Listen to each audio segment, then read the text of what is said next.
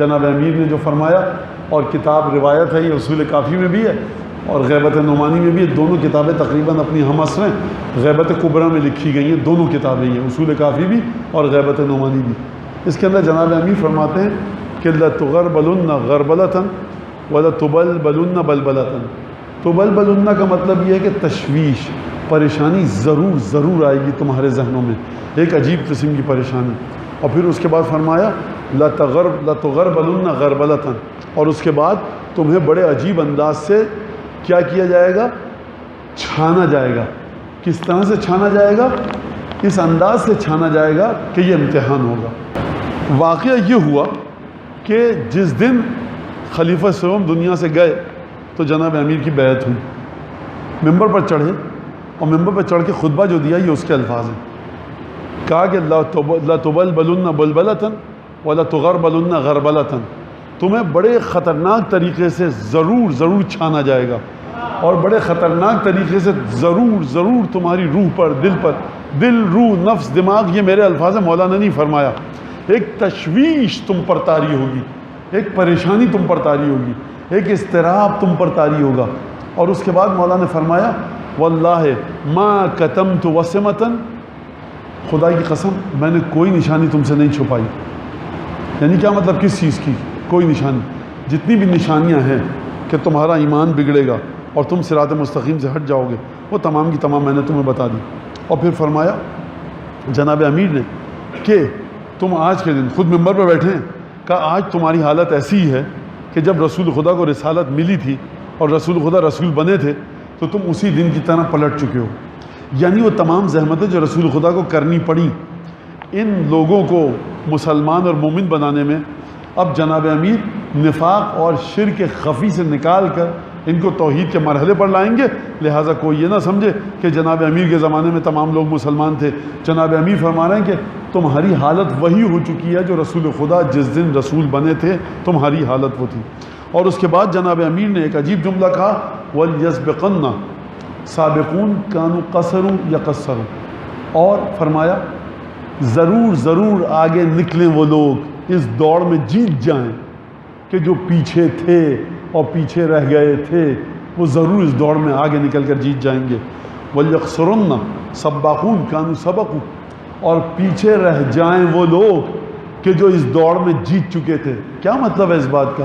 یعنی آج جو علی بن ابی طالب ممبر پر بیٹھے ہیں خلیفہ ظاہری بن کر، کوئی یہ نہ سمجھے کہ میں بہت پہلے ایمان لے آیا تھا، سب سے پہلے ایمان لایا تھا۔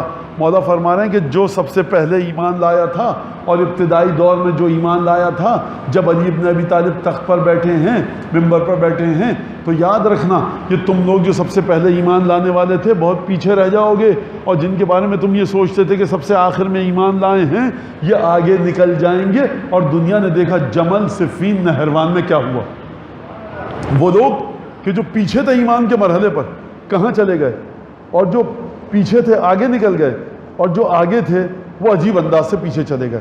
تاریخ جا کر پڑھیے آپ کہ کس طرح سے وہ تمام کام ہوئے۔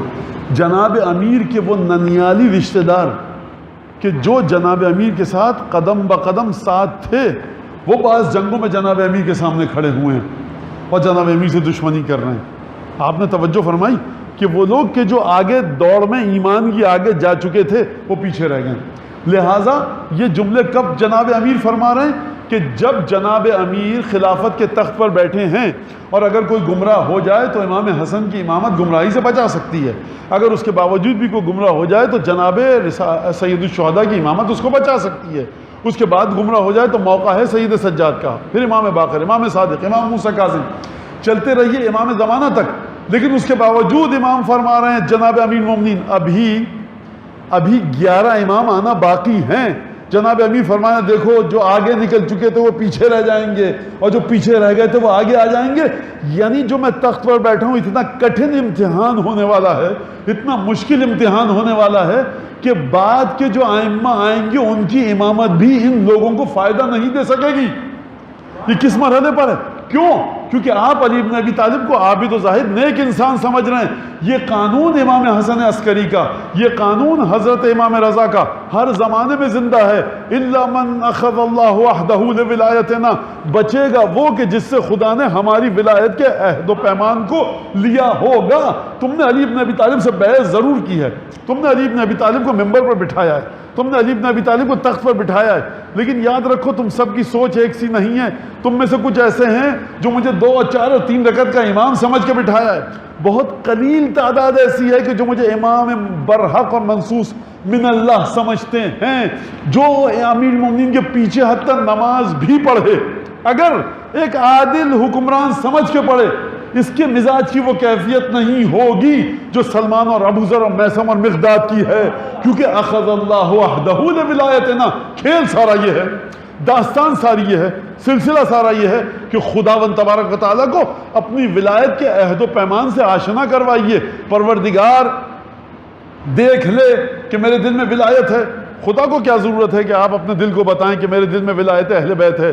اچھا سرکار، خدا کو کیا ضرورت ہے کہ 5 دفعہ آپ مأذنے پہ چڑھ کے لاؤڈ اسپیکر کھول کے محلے والوں کی صبح کو نیند خراب کریں؟ اشہد ان لا الہ الا اللہ. خدا کو بتا رہے ہیں، خدا جانتا ہے.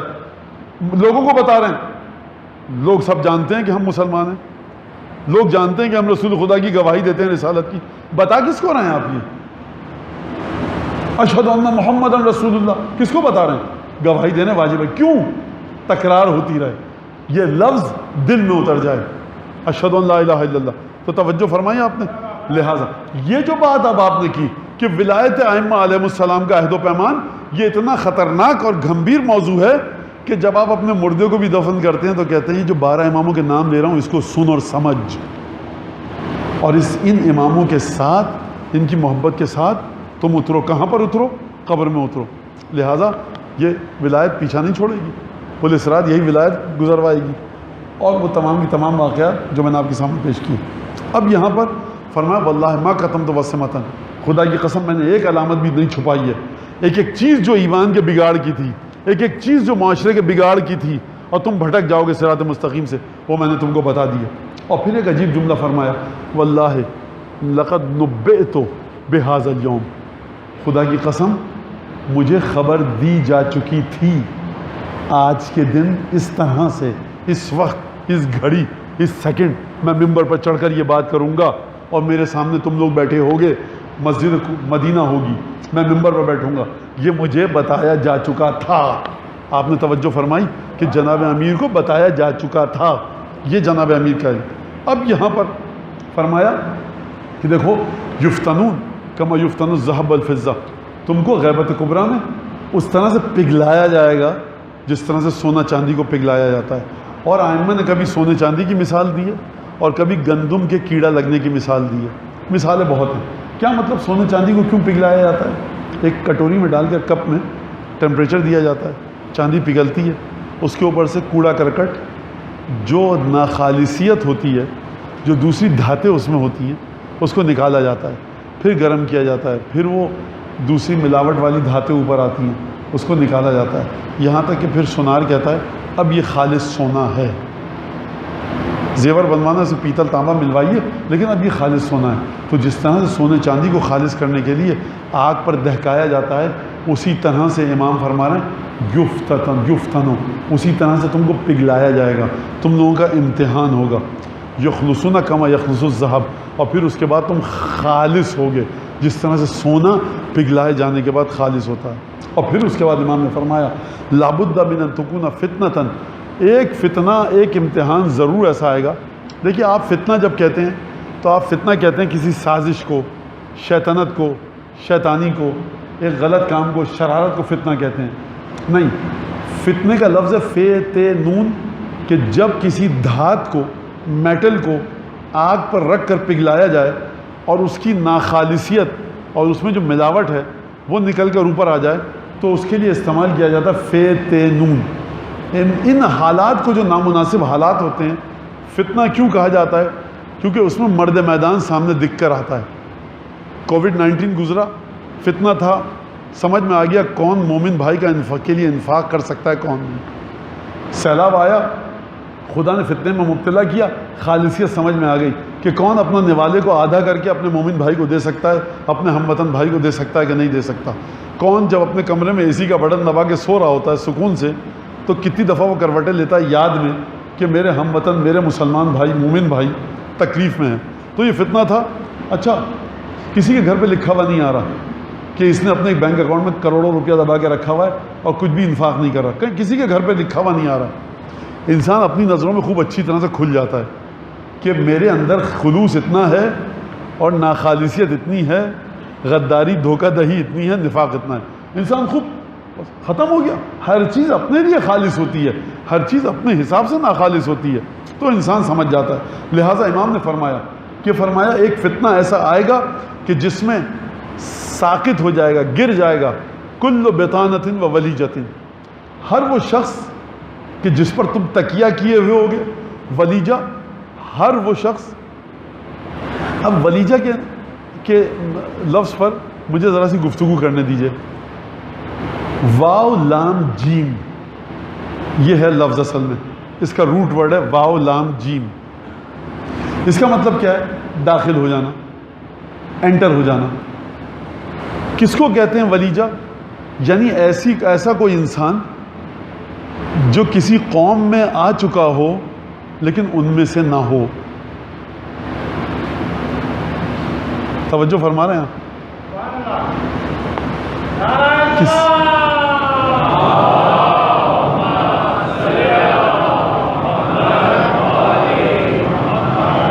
کسی قوم میں نہ ہو اور ان میں داخل ہو چکا ہو، اس کو کہتے ہیں ولیجہ، لفظی ترجمہ۔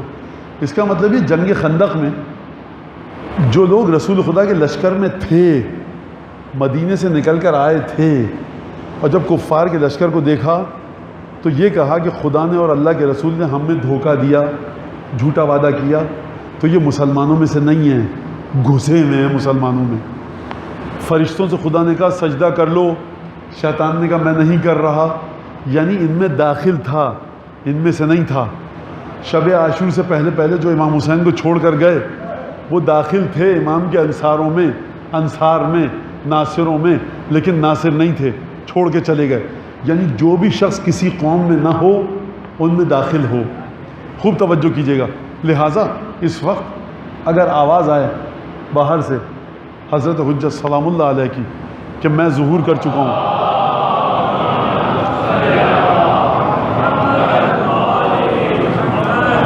کہ میں ظہور کر چکا ہوں مکے میں، انشاءاللہ کہ سب جائیں اور آپ کی دعا سے میں بھی جاؤں، لیکن اگر کوئی یہاں پر 2 4 5 جمع تفریق مائنس پلس کرتا رہے، کیلکولیٹر نکالے کہ بجلی کا بل صبح کو جمع کرانا ہے، کل گیس کا بل، پرسوں بچے کی فیس ہے اسکول کی، اے لیول کا ایگزام، او لیول کا ایگزام، تو یہ تھا تو بچپن سے فرش اعضا پر ماتم بھی کرتا تھا، زبردستی گھسا ہوا تھا نہیں ان میں سے۔ یہ ہے ولیجہ۔ لہٰذا آخری چھلنی کب چلے گی؟ جب آخری توحید کی چھلنی کب چلے گی؟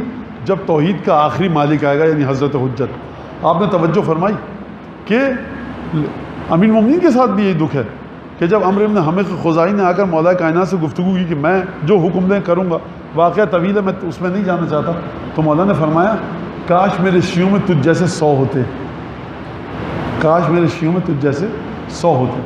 آپ توجہ فرما رہے ہیں اس بات پر؟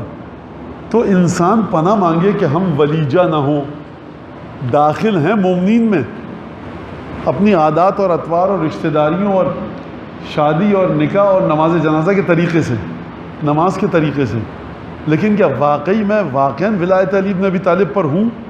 تو مولا فرماتے ہیں ایک فتنہ ایسا آئے گا جو زبردستی گھس بیٹھا ہے نا، 18 ذلت کی چلچلاتی دھوپ کا دعویٰ کر رہا ہے کہ ہم بھی وہاں تھے، تو ایک چھلنی چلے گی، دودھ کا دودھ پانی کا پانی ہو جائے گا، پتہ لگ جائے گا کہ کون واقعاً فرشتہ تھا اور کون واقعاً فرشتوں کے بھیس میں فرشتوں کے ساتھ تھا۔ کل ولیجۃ و بطانۃ، بطانہ اس کو کہتے ہیں جس پر آپ کا سہارا ہو، جس پر آپ کا سہارا ہو۔ اچھا، اب یہاں پر امام نے فرمایا ہر وہ شخص جس کو تم سمجھتے تھے یہ تو پڑھا لکھا آدمی تھا اتنا، یہ بھی چلا گیا، اس کے عقائد بھی بگڑ گئے، اس نے کربلا کے ساتھ کیا کیا؟ یہ امام حسین کے ساتھ کیا کر رہا ہے؟ یہ دیوانہ پگلا انسان کہہ رہا ہے بے وقوف احمق نادان، ہم نے پیاس کو یاد رکھا مقصد کو بھول گئے۔ اس کی عقل پہ پتھر کب پڑے؟ یہ کیوں باولا ہو گیا کہ کہہ رہا ہے کہ ہم نے پیاس کو یاد رکھا؟ یہ امام زمانہ کی فکر سے ٹکرا رہا ہے۔ حضرت حجت جب ظہور کریں گے تو کہیں گے ان جدی الحسین قتلہ عطشانہ، میرے جد حسین ابن علی کو پیاسا شہید کیا گیا۔ اور یہ سوڈو انٹلیکچولیزم کا مظاہرہ کرتے ہوئے آپ مقصد کو یاد رکھیے، پیاس زخم گننا، ایڈیوٹک سو نان سینس، بکواس، بالکل غلط بات۔ اپنے عقائد کی اصلاح کیجئے اور دعا کیجئے کہ خدا آپ کو امام حسین کی پیاس پر ایمان کے ساتھ مارے اور اسی پیاس پر عقیدے کے ساتھ اٹھائے۔ معمولی چیز نہیں ہے یہ۔ اور آپ، کل میں نے کہا کتنی گمراہیاں ایسی ہیں کہ جو قرآن کی آیت کی سجاوٹ کے ذریعے ذہنوں کو گمراہ کرتے ہیں۔ یہ امام فرما رہے ہیں قرآن کی آیت، سرکار ہسٹری کو تو چھوڑ دیجئے، حدیث کا تو پھر کوئی جگہ ہی نہیں ہے یہاں پر۔ اور پھر فرمایا کہ یہاں تک کہ وہ اس فتنے میں گر جائے گا، اس فتنے میں گر جائے گا، من یشق الشعر بشعرتین، جس کی عقل اتنی زبردست ہوگی، جس کی عقل اتنی زبردست ہوگی کہ جو ایک بال کو دو حصوں میں تقسیم کر سکے گا نا، جس کی عقل اتنی زبردست ہوگی وہ بھی گر جائے گا، اس فتنے میں برباد ہو جائے گا۔ اور آپ جس امام کا ذکر میں کر رہا ہوں مسلسل، مولانا آپ کئی دفعہ آپ بہت ہارش وے میں بات کرتے ہیں، آپ بہت سخت الفاظ استعمال کرتے ہیں۔ میں تکلف سے کام نہیں لے سکتا سرکار، یہ میرے گھر کا مسئلہ نہیں ہے کہ آپ نے کہا کہ ادھر والے گھر میں رہتے ہیں مولانا، ادھر والے آپ کے والد فلاں ادارے میں کام نہیں کرتے تھے، میں نے کہا نہیں میرے والد فلاں ادارے میں ملازمت کرتے تھے، اچھا ٹھیک ہے حل ہو گیا۔ یہاں آپ کی قبر و قیامت کا مسئلہ ہے، آپ سمجھیے اس بات کو۔ یہ جان بوجھ کر اس طرح سے بات کرتا ہوں تاکہ بچے کہیں کہ مولانا کو ہوا کیا، کہتے رہیں کہ مولانا ہارش ہو جاتے ہیں، کہتے رہیں مولانا غصے میں آ جاتے ہیں، جملہ ٹھک کر گھپ جائے گا اور اپنی میخیں گاڑ لے گا چاروں آپ کے دماغ میں، یاد رکھیے۔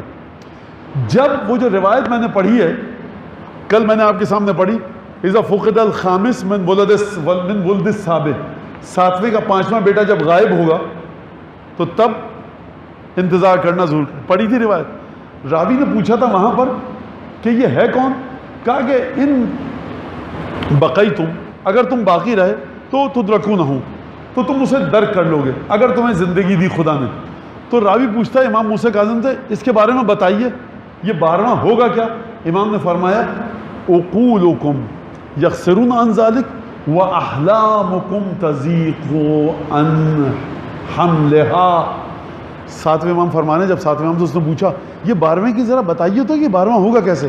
امام نے کہا تمہاری عقل اس کو سنبھال ہی نہیں سکتی اور تمہاری سوچ میں اور وہم و گمان میں وہ نہیں سما سکتا۔ میں کیا بتاؤں 12واں کون ہے؟ خوب توجہ کیجئے گا، ہم اس ہستی کے بارے میں بات کر رہے ہیں، اس ہستی کے بارے میں۔ شب قدر میں سرکار ملائکہ نازل ہو رہے ہیں جس کی خدمت میں، آپ اس کے بارے میں کیا بات کریں گے؟ تو ایک بال کو 2 حصوں میں تقسیم کر لے گا، کتنے پریسائز انسٹرومنٹ ہوں گے اس کے پاس، کتنی کارستانیاں ہوں گی، کتنا بڑا سائنٹسٹ ہوگا، یہ کتنا بڑا انجینئر اور ڈاکٹر ہوگا، ایک بال کو 2 حصوں میں تقسیم کر سکتا ہے جو ہے نا۔ امام فرما رہے ہیں حتیٰ وہ جس میں یہ طاقت ہوگی وہ بھی فتنے میں برباد ہو جائے گا۔ حتیٰ لا یبقى الا نحن وشیعتنا، ہم باقی رہیں گے اور ہمارے سچے چاہنے والے باقی رہیں گے۔ تو سچے چاہنے والے مولا آپ کے کون ہیں؟ امام کہیں گے دوبارہ سے جاؤ گھوم کر میرے دادا امام رضا کی حدیث پڑھو کہ ہماری ولایت پر کاربند رہنا، جاؤ جا کر ہمارے امام حسن عسکری علیہ السلام کی حدیث پڑھو، مولا فرمائیں گے کہ جہاں پر امام حسن عسکری فرما رہے ہیں اخذ اللہ وحدہ لولایتنا، کہ جس سے خدا ہماری ولایت کا عہد لے گا، لا یبقى، باقی نہیں رہے گا، الا نحن وشیعتنا، ہمارے خالص چاہنے والے اور ہم باقی رہیں گے۔ اب آپ نے توجہ فرمائی کہ جتنی بھی چیزیں آپ کو امام کے راستے سے جوڑ کر رکھیں ان کو گنتے رہیے، لسٹ بنائیے۔ ہوائی جہاز اڑنے سے پہلے پائلٹ کے پاس، کیپٹن کے پاس چیک لسٹ ہوتی ہے، وہ کہتا ہے یہ ٹھیک ہے، بریک فلاں فلاں فلاں چیز۔ اب جتنی بھی چیزیں مجھے تو اڑانا نہیں آتا، بس یہی پتہ ہے کہ یہ ٹک مارک کرتا رہتا ہے، چیک کرتا رہتا ہے، ایک بھی چیز کو چیک نہ کرے، کہا اس کو چیک کرو اور اس کے بعد۔ تو یہ تمام چیزیں آپ کو چیک کرنی پڑیں گی، اپنی زندگی میں لانی پڑیں گی۔ کیسے آئیں گی مولانا؟ ہمیں تو حدیثیں نہیں پتہ۔ یہی وجہ تھی کہ 11ویں امام نے فرمایا کہ دعا کرتے رہو 12ویں کے لیے، 12ویں کے لیے دعا کرو گے تم وہ تمہاری جانب اپنے نور کو نازل فرمائے گا. یہ آگے چلیے اب پھر فرمایا, اب یہ حدیث میں تقریباً وہی چیز ہے, اور اس کے بعد اب جو جملہ ہے یہ بڑا عجیب جملہ, گہرا جملہ ہے. سورہ جاسیہ کی 18ویں آیت کہ جس میں پروردگار فرما رہا ہے کہ حبیب ہم نے تمہیں علی شریعت من الامر, ہم نے اپنے امر کے سلسلے میں ہم نے تمہیں شریعت پر رکھا. سورہ جاسیہ کی 18ویں آیت. اب میں اس آیت کو نہیں پڑھوں گا, بات پھر لمبی ہو جائے گی. آپ شریعت کہتے ہیں, آپ شریعت اسلامیہ, آپ امر اسلامیہ نہیں کہتے. شریعت کا معنی کیا ہے سنیے ذرا. شریعہ کہتے ہیں دریا کی اس جگہ کو کہ جہاں بغیر رسی کے ڈول کے آپ بیٹھ کر پانی پی سکیں. کبھی دریا کلف کے ساتھ ہوتا ہے, 90 ڈگری کی دیوار ہے, آپ یہاں نہیں بیٹھ سکتے. کبھی بڑا کنارہ بڑے دھیرے دھیرے آرام سے اینگل اس کا شارپ ہو رہا ہوتا ہے اور ایک دم سے گہرا نہیں ہوتا ہے نا. مطلب آپ 5-6 فٹ آگے, 10 فٹ 20 فٹ آگے چلتے ہوئے جائیں تو آپ کی کمر تک پانی آئے گا, تو آپ گھبراتے نہیں ہیں, آپ جاتے ہیں بیٹھتے ہیں اور چلو میں پانی لیا پی لیتے ہیں. اسے کہتے ہیں شریعہ. جہاں سے ممکن ہو, خوب توجہ کیجئے گا آپ اور پھر سمجھیے شریعہ اہل بیت کے دین کو, خوب توجہ اس بات کو توجہ سے سنیے گا. تو شریعہ کا مطلب کیا ہے کہ جس دریا سے آپ, دریا کا وہ مقام کہ جہاں سے آپ بیٹھ کے پانی پی لیں.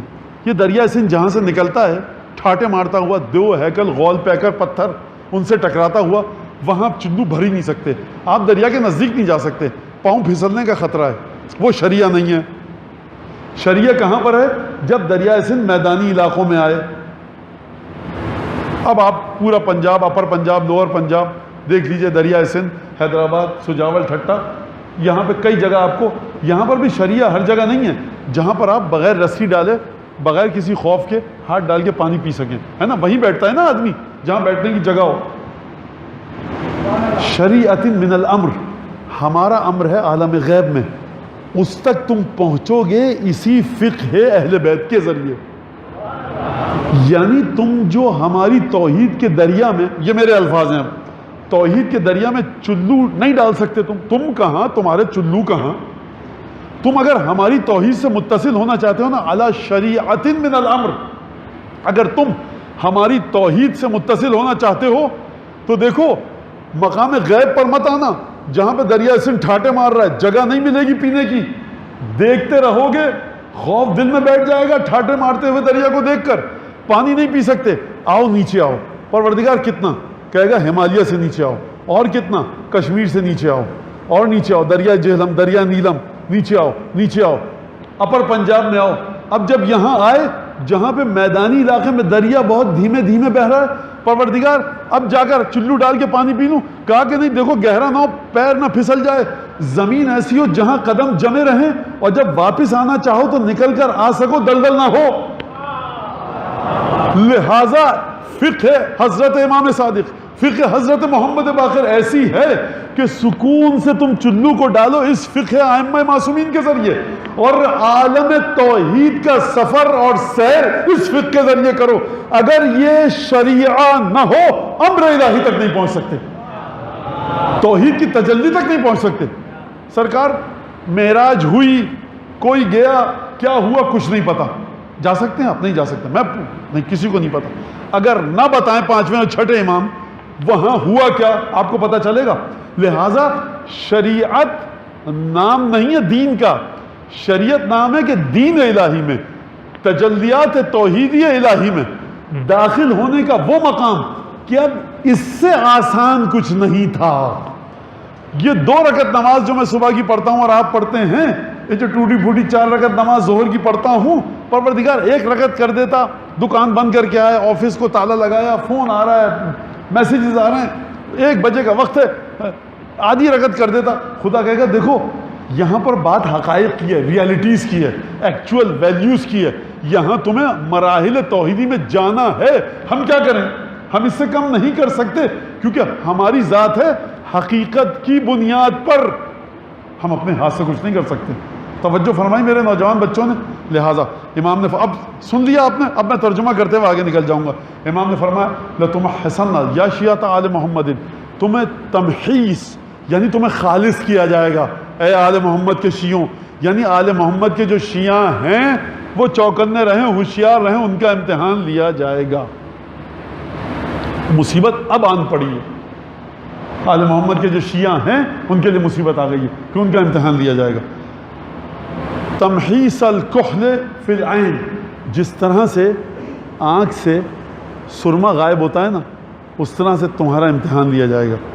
وَإِنَّ صَاحِبَ الْعَيْنِ يَدْرِي مَتَى يَقَعُ الْكَحْلُ فِي الْعَيْنِ، آنکھ والے کو پتہ ہے کہ میں نے کب سرما لگایا، آنکھ والے کو پتہ ہے کہ میں نے کب سرما لگایا، لیکن وَلَا يَعْلَمْ مَتَى يَخْرُجُ مِنَ الْعَيْنِ، اسے یہ نہیں پتہ ہوتا کہ جو صبح کو سرما لگایا تھا وہ دھیرے دھیرے کب آنکھ سے نکل گیا۔ یہ تو مجھے پتہ ہے کہ دین آل محمد میں ہوں، لیکن یہ مجھے نہیں پتہ لگے گا کہ کب میں نکل گیا۔ لہٰذا اب یہاں پر آئیے، کذالک یصبح الرجل، اسی طرح سے ایک شخص ہمارا چاہنے والا سچا پکا صبح کرے گا اس حال میں، کس حال میں؟ یہ ہے وہ نقطہ جس کے لیے میں نے آپ کو زحمت دی۔ علی شریعت من امرنا، ہمارے امر کی شریعت پر، یعنی ہمارا امر تمہارے پاس نہیں ہے، ہمارے امر میں داخل ہونے کا راستہ یہ ہمارا حرام اور حلال ہے، ہمارے امر میں داخل ہونے کا راستہ یہ ہمارا اخلاق اہل بیت ہے، ہمارے امر میں داخل ہونے کی چیزیں یہی ہیں جو ہم نے تمہیں بتائیں، یہ ہمارا امر نہیں ہے، ہمارے امر سے نکلا ہوا یہ دریا کا کنارہ ہے جس کے کنارے بیٹھ کر تم چلو بھر کر ولایت کے شربت سے لذت لے سکتے ہو۔